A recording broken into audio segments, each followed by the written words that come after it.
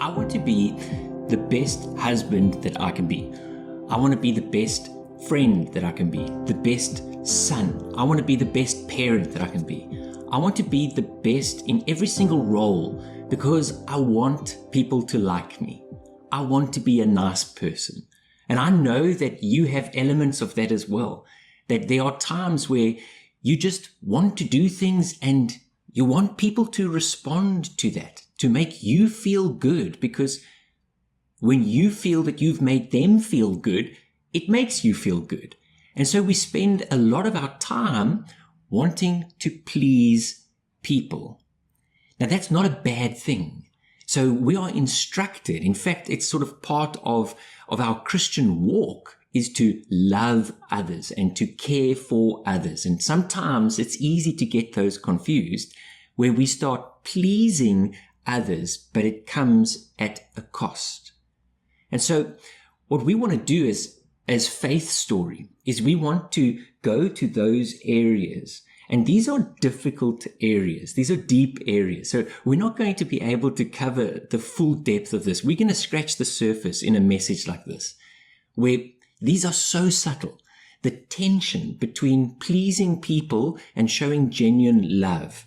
How do we manage that tension? It's such a slippery slope. And in our personal walk, so both for Jus and for me, we've discovered that there are people in our lives and there are things in our lives that we prioritize, things that we try and make sure we're pleasing certain people without even knowing it. So if you had to stop and ask us, like, are you doing this to try and please others and it's actually coming at a cost?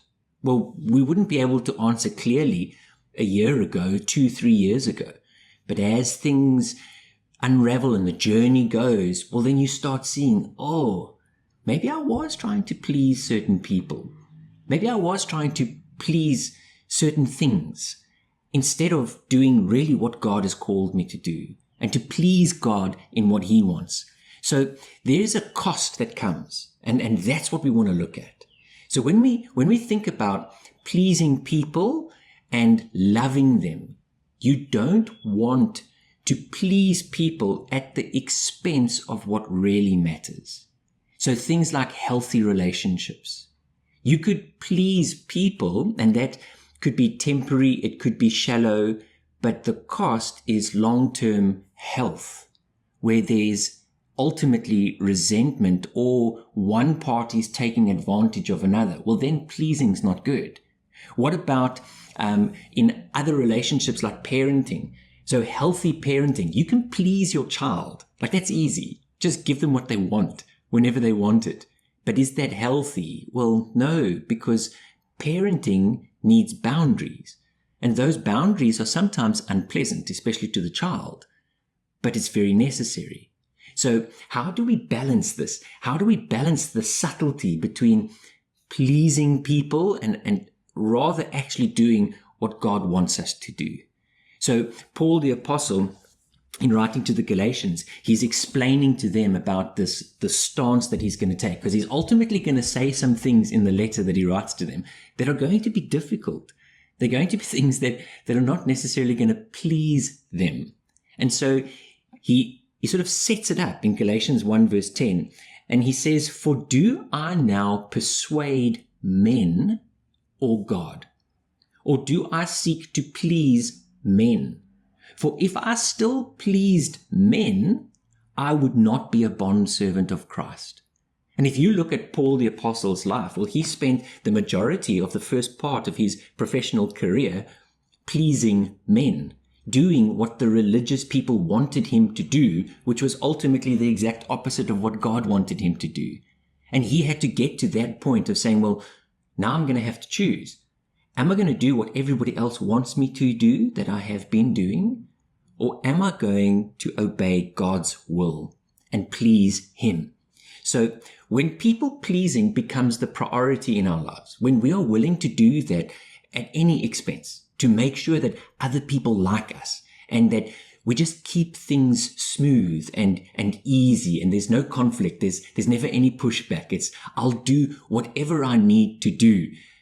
Well, that kind of compromise is going to lead to strained relationships ultimately. So your very motive of wanting to keep the relationship easy and conflict-free will ultimately lead, because of the compromise, to strain. And the strain in the relationship is when the tension is too one-sided. So you're going to either compromise to the point where you are taken advantage of, or you're going to continuously compromise in small ways, and then ultimately you start feeling resentment. Well, why am I the one that's always giving? Why am I the one that always has to? Why do they never? Those strained relationships can be avoided by just putting certain steps in place, by allowing yourself to be willing to not please as a priority. But it's not just in our sort of horizontal relationships. The vertical relationship that we have with God also suffers, because when we are trying to people please as a priority, it also causes spiritual stagnation, because we end up doing things that don't please God. So it's a payoff. I'm going to please these people, but I know that I'm compromising on what God wants me to do. And when I continuously do that, well, it's difficult then to grow in my relationship with the Lord, because I'm going to go and I'm going to say, okay, Lord, yes, I want to live for you. Oh, but I'm just going to please them just this once. And when it's not just once, when it's, oh, I'm pleasing them again. Oh, Lord, I know I shouldn't, but I'm going to again. Well, it's difficult to keep going back to him and saying, Lord, I want to live for you, when it's quite obvious I actually want to live for them. So being able to be clear on those things, and here's the part that really is difficult, because people and their expectations fluctuate. So they're forever changing. And when you end up chasing changing expectations, do you know how much energy that takes? Like, try to meet other people's expectations that you might not even know fully and clearly what their expectations are, because in most cases, I think those expectations are vague at best. That's the first part. And the second part is, once you maybe nail down a vague expectation, well, guess what? Then it changes. So you're going to spend your entire life trying to meet these expectations that you just can't, trying to keep everybody happy, trying to make adjustments on your side for things that you think that they want and you're not even sure. Like, that's a terrible place to be. There is an alternative, and that alternative is one that we have to be clear on, because there's a reason why we do that. There's a reason why we keep wanting to please others, because we think there's value there. We're looking for something from that. So we tell ourselves, yes, we're pleasing them, but ultimately, who is it that we're pleasing? Because when I feel that they are happy with me, I get the affirmation. I get the validation. I feel secure, even if it is brief. It's just in that little moment that I can feel like I'm worthy. I belong. And so I'm going to keep trying to please others. But listen to this wisdom. So Proverbs 29 verse 25, that says, the fear of man brings a snare. Now let's just unpack that just a little bit. So what does it mean, the fear of man? That fear is that reverence, that respect, that awe, that I want to please. So when I am focused on trying to please people, it brings a snare. It's a trap. That's the subtlety of it. So it's going to cause you to compromise. And when you compromise, you end up ensnared. You end up chained to the expectations of others. Now, the proverb continues and it says, but whoever trusts in the Lord will be safe. And that is the very obvious, like, it's such a logical thing. Like, if I had to ask you, okay, you're going to have to try and please someone in your life. You're going to pick one person. Just pick the person that you want to please the most. Now, as a follower of Christ, like the answer is, it's glaring. It's like there is only one right answer here. And we all know the right answer. But that's what makes this so subtle and so powerful, is even though we know the right answer, and even though we can mentally assent to the right answer, we say, yes, that's the right answer. But where's our heart? Where is our true desire? And how do we act on that? Because logically, yes, it's God that I need to please. So logically, if I am pleasing the Lord first and foremost, well, then that would make sense. But what are the layers underneath that? And those are the layers that need unpacking. So if we say, okay, we're going to please the Lord above everyone else, and here's the key, even above pleasing myself. Because maybe you're not the type of person who goes around trying to please everybody else. Maybe you're quite callous about it. And you're like, I don't care. Like, so what? They can think whatever they want to think. Like, I'm just going to be who I am and do what I do. In fact, I think they need to spend some time trying to please me. Like, because what I want, well, I know what I want is right. What I want is best. I know better. And ultimately, you end up people pleasing because you're also a people. So instead of pleasing other people, what you're really saying is, well, I'm the person that needs to be pleased. And there's going to be a conflict there, a conflict between your desire, between your will, and ultimately God's desire for your life and God's will for your life. And so that challenge runs deep, and it says, well, who are you going to please?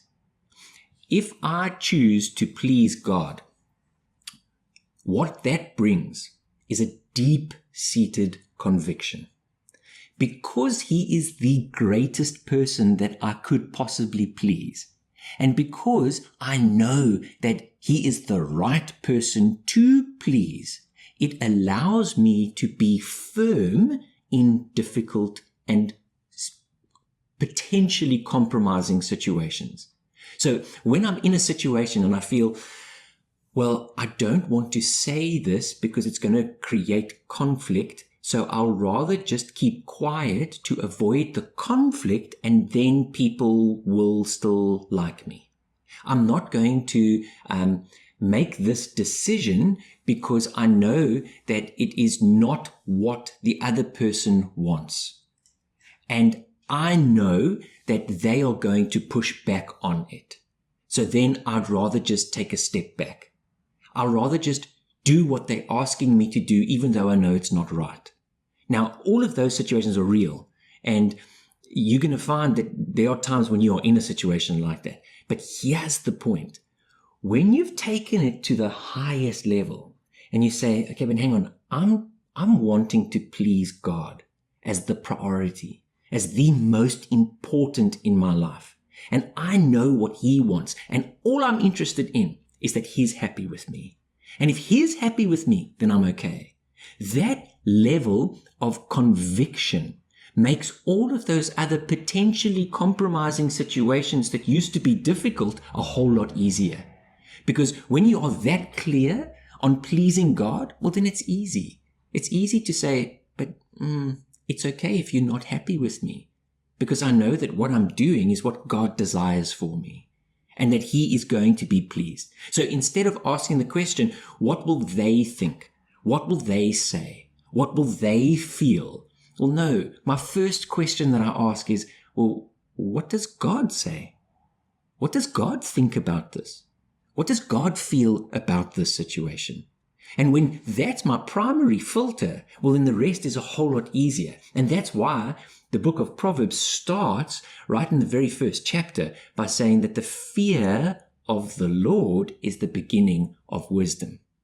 That when he is the one that I am ultimately wanting to please with that reverence, with that awe, with that respect, to say there is nobody else that I want to be happy with me more than God. When that is my desire, well, then that's the beginning of wisdom, because that helps me in those tricky circumstances and situations to see them clearly. And then I can make the wise decision easily. In fact, what happens is you don't even realize how easy it is to be wise because it's so obvious. You look at the situation and say, yeah, but that wasn't even difficult. Like, of course, that's the right answer because you've got the priority right. So Colossians chapter 3, verses 23 and 24, beautiful verses that Paul writes to the church in Colossus. And he writes to them, and look at how broad this is. Whatever you do, anything that you do it heartily. Do it with your whole heart. Why? Because you're doing it for the Lord and not for men. Look at that focus. Look at that priority.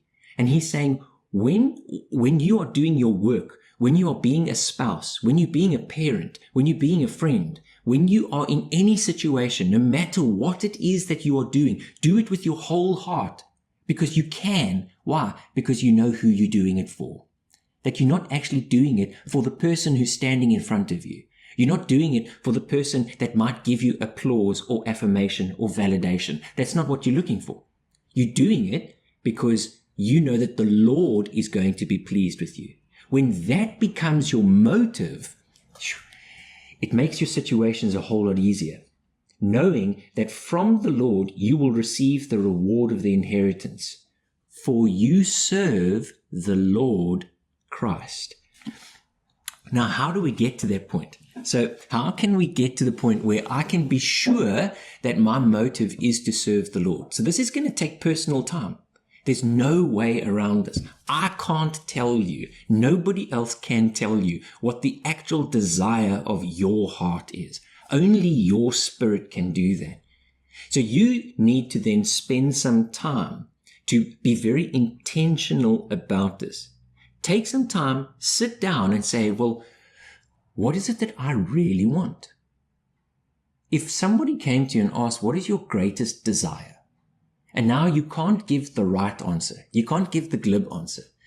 You're going to have to give the real, honest, deep, genuine, authentic answer. And maybe you can't get there on the first layer. Maybe it's going to take some time. But just ask the question and say, I need to know, what is my desire? What is it that I really want from life? So when I can do that, then ask yourself this question: will I be okay if those people are going to be unhappy with me, but I know that God is pleased with me? Will I be okay if this thing that I desire so much, I'm going to have to give that up? I'm going to have to let that go if that is not what God desires for me. Will I be okay? And then you're going to quickly find out, well, are you looking to please others? Are you looking to please yourself? Or are you looking to please God as the ultimate priority? And you're also going to ask, will I be happy if I don't get immediate feedback? Will I be okay with that? So if I choose to please God, I might not get immediate affirmation, immediate feedback that's tangible, that is in my face. Whereas if I please these people, well, then I can get it. So am I going to be okay with that? When we please God and we choose to seek Him and His desire above all else, there's an important aspect about it. And that is, I'm choosing to please God not because of the outcome, not because I'm desiring a specific thing that I'm going to get. I'm choosing to please Him because of who He is. And by putting my faith in Him as a person, instead of putting my faith in an outcome, that's what brings security to me. So when I'm trying to please people and their expectations are changing all the time, and when it is linked to a specific outcome like validation or affirmation or a specific thing that they're going to say or do that makes me feel good, as soon as I get that, well, what? Then I have to seek for more. And I'm going to have this constant struggle, this constant battle of feeling insecure. I'll have these brief moments. Yes, I'm okay. I feel great. Oh, I don't feel it anymore. Now what? Well, now I have to go look for it somewhere else again. Whereas if I am seeking to please God and I find my validation in Him and I find my affirmation from Him, well, He doesn't change. And He says that He has already accepted me, that I am loved, and He's given me all of the proof in Christ. So when I can build my affirmation and my validation and my worth around those things, and I'm seeking to please God, not because I'm looking for an outcome, but because I really believe who He is, that His character is good and loving. When that's my purpose, well, then I am fulfilling God's desire, because that is God's will. God's will is that we will say, I'm choosing to please you above everything else because of who you are, because I believe that you are good, and I'm trusting you with that. When that is my deepest drive, when that is my motivation for living life in all of my actions, well, that's when I will see that there are outcomes that are beyond what I could ever imagine. Because if the outcomes are based on what I desire, well, then it's limited to what I can think, and it's limited to my abilities of what I'm able to do. But when I seek God's will and His desire, and I open myself up to those possibilities, well, then it's infinite. Well, then it means that it is what God is able to do. And I can't even begin to imagine, I can't even hold in my thoughts the things that God is able to do. It's beyond what I can conceptualize, and it's beyond my abilities to do. That is a picture that I want us to have so clearly in our minds. The answer to not falling into the trap of people-pleasing is getting the hierarchy right, the priority. And that priority is seek to please God first and foremost. He needs to be right at the top of the list, the most important, the audience of one, the only person that really counts. And then underneath that is going to be my next most important relationship. So that is a marriage relationship. That is the closest relationship that we can have with another person, within family. And within the family, you then have children. So it's my spouse first and then my children. That's the hierarchy. That's the priority. Beyond that, it's then my extended family, my friends, it's other people, my employee, it's all the others at work, it's the other circles that I have. When I can get that right, that hierarchy right, and I can keep reminding myself, I'm not living for others. I'm living for the Lord as the priority, that I fear Him above all else, above everything else, and above everyone else. And my true desire is to please Him. Well, then I'm not going to fall into that subtle trap of pleasing people. And here's the beautiful conclusion. When we please the Lord, even our enemies will be pleased with us. So when we truly are honoring God, those that really love and care for us, well, they are going to be pleased in the most important way, because they are going to know that God is the priority and that He is the one that we all should be pleasing above everything else.